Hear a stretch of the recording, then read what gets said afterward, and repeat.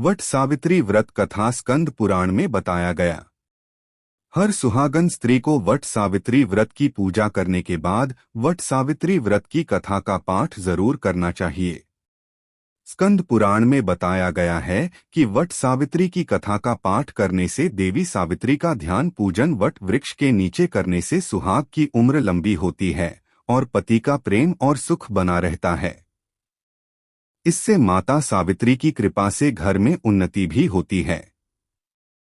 तो आइए विस्तार से जानते हैं वट सावित्री व्रत कथा जैसा पुराण और पुस्तकों में दिया गया है, और साथ जानते हैं वट सावित्री व्रत की पूजा विधि, देवी सावित्री कौन हैं और किसी विधि विधान से वट सावित्री व्रत को करना चाहिए।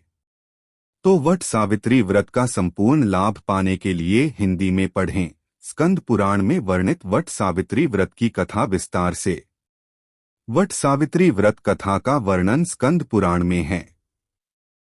स्कंद पुराण में देवी सावित्री के पति सत्यवान की मृत्यु हो जाने पर सावित्री द्वारा पति के प्राण वापस लाने की कथा का जिक्र वट सावित्री व्रत कथा में किया गया है।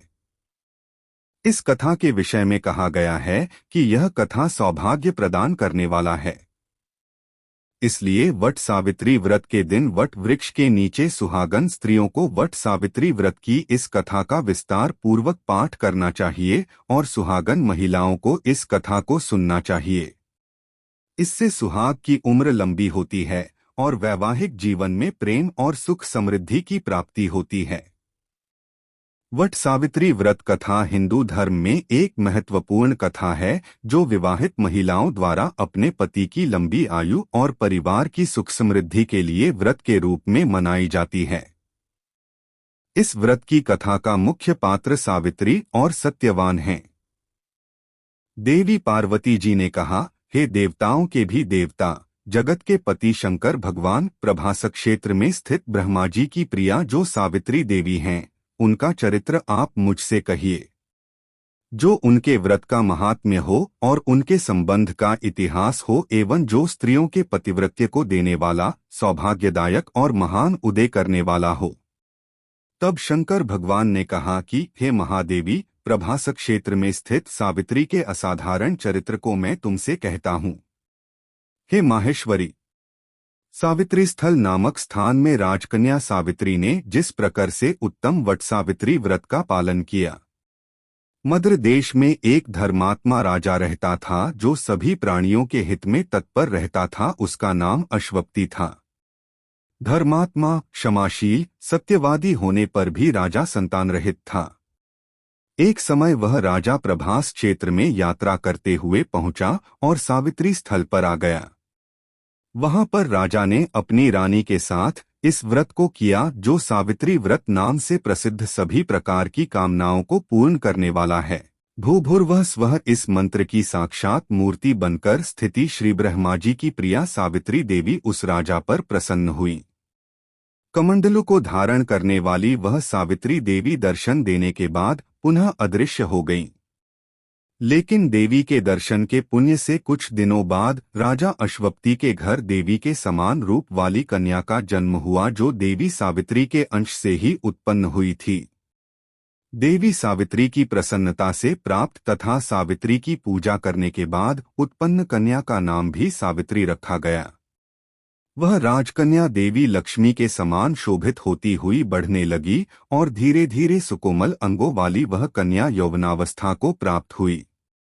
नगरवासी उस कन्या को देखकर यही समझते थे कि वह कोई देवकन्या है। कमल के समान विशाल नेत्रों वाली एवं तेज से अग्नि के समान प्रज्वलित होती हुई वह सावित्री महर्षि भृगु द्वारा कहे हुए सावित्री व्रत को करने लगी। लक्ष्मी के समान सुशोभित वह कन्या एक दिन देवी सावित्री की पूजा के बाद पिता पास खड़ी हो गई। उस समय पुत्री की युवावस्था को प्राप्त हुई देखकर राजा ने मंत्रियों से सलाह किया। इसके बाद राजा ने सावित्री से कहा, हे पुत्री, तुम्हें योग्य वर को देने का समय आ गया है। मुझसे कोई तुम्हें मांगने के लिए भी नहीं आता और मैं भी विचार करने पर तुम्हारी आत्मा के अनुरूप वर को नहीं पा रहा हूँ। आथ हे पुत्री, देवताओं के निकट मैं जिस तरह से निंदनीय ना हूँ वैसा तुम करो। मैंने धर्मशास्त्र में पढ़ा और सुना भी है कि यदि पिता के गृह में रहती हुई विवाह के पहले ही जो कन्या रजोधर्म से युक्त हो जाती है, उसके पिता को बड़ा पाप लगता है। इसलिए हे पुत्री, मैं तुमको भेज रहा हूं कि तुम स्वयं ही अपने योग्य वर ढूंढ लो। वृद्ध मंत्रियों के साथ शीघ्र जाओ और मेरी बात को मानो। इसके बाद जैसा कहते हैं वैसा ही होगा। ऐसा कहकर सावित्री घर से निकलकर राजर्षियों के साथ तपोवन की ओर चल पड़ी और वहां पहुंचकर माननीय वृद्धजनों को प्रणाम करके सभी तीर्थों और आश्रमों में जाकर पुनः मंत्रियों के साथ सावित्री अपने महल को लौट आईं। यहाँ सावित्री ने पिताजी के साथ देवर्षि नारद जी को बैठे हुए देखा। आसन पर बैठे हुए नारद जी को प्रणाम करके मुस्कुराती हुई जिस कार्य के लिए वन में गई थी, सारी बातें कहने लगी। सावित्री बोली, हे नारद जी, शाल्व देश में धर्मात्मा द्युमत्सेन नाम से विख्यात एक क्षत्रिय राजा हैं, जो दैवयोग से नेत्रहीन हो गए हैं। रुक्मी नामक उनके एक सामंत ने उनसे राजपाट छीन लिया है और वह अपने पुत्र और पत्नी के साथ वन में रह रहे हैं। उनका पुत्र सत्यवादी और धर्मात्मा है, उसे ही मैंने मन में पति रूप में वरण किया है। नारद जी सावित्री के वचनों को सुनकर बोल पड़े, हे राजन, सावित्री ने यह बड़ा कष्टप्रद कार्य कर डाला। बाल बुद्धि होने से इसने केवल गुणवान समझकर सत्यवान को वरण कर लिया। सत्यवान मिट्टी के घोड़े बनाता है और घोड़े का चित्र भी बनाता है, इससे उसे चित्राश्व भी कहते हैं। सत्यवान दान और गुण में रंतिदेव के शिष्य के समान है, ब्राह्मणों की रक्षा करने वाला और सत्यवादी है।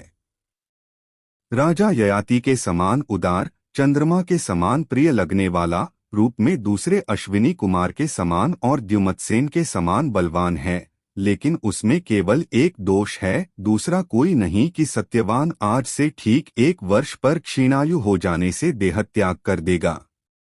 इस प्रकार नारद जी की बात सुनकर राजकन्या सावित्री ने राजा से कहा, राजा, लोग किसी से एक बार कोई बात कहते हैं, ब्रह्मवेत्ता एक ही बार कहते हैं और एक ही बार कन्या दी जाती है।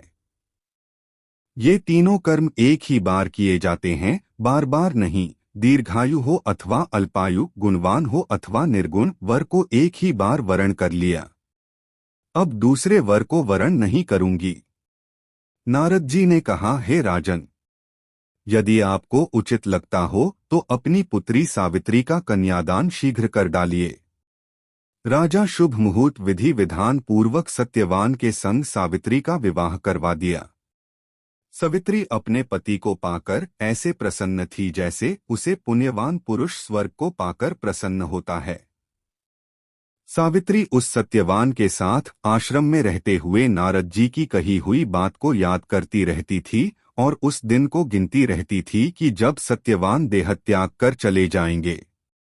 जब सत्यवान के मरण के केवल 3 दिन शेष रह गए, तब सावित्री ने निराहार रहने का व्रत लिया और तीसरे दिन सुबह स्नान करके देवता और पितरों का पूजन किया। फिर सास ससुर की चरण वंदना करके वह भी पति के साथ जंगल की ओर चल पड़ी।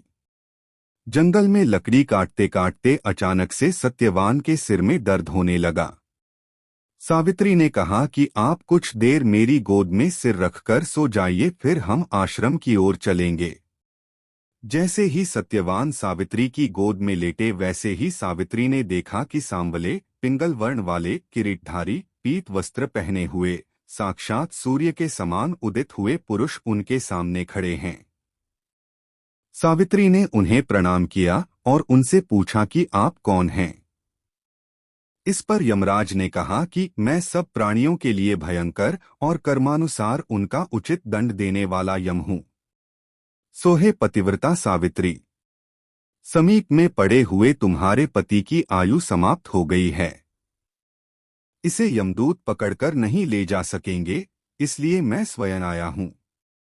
ऐसा कहकर फांस के लिए हुए यमराज ने सत्यवान के शरीर से अंगुष्ठ मात्र शरीर वाले जीवात्मा को बलपूर्वक निकाल लिया। इसके बाद यमपुरी की ओर चलना शुरू किया। सावित्री भी यम के पीछे पीछे चलने लगी। यमराज ने सावित्री से कहा कि कोई भी जीव बिना आयु समाप्त हुए यममार्ग से नहीं जा सकता।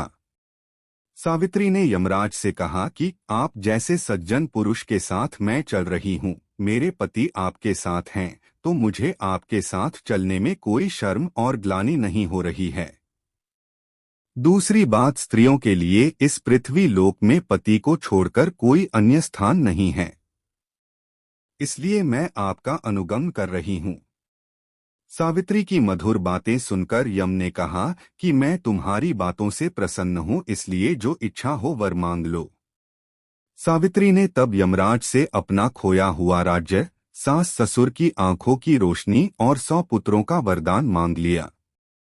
अपने वरदान में जाल में फंसकर यमराज ने सत्यवान की आत्मा को मुक्त कर दिया और सावित्री को लौटा दिया। सावित्री पति के साथ अपने आश्रम लौट आईं। सावित्री ने सावित्री देवी का व्रत किया, जिसके प्रभाव से सास ससुर की आंखों की रोशनी लौट आई। इनका राज्य भी मिल गया और 100 पुत्र हुए। वट सावित्री पूजा विधि।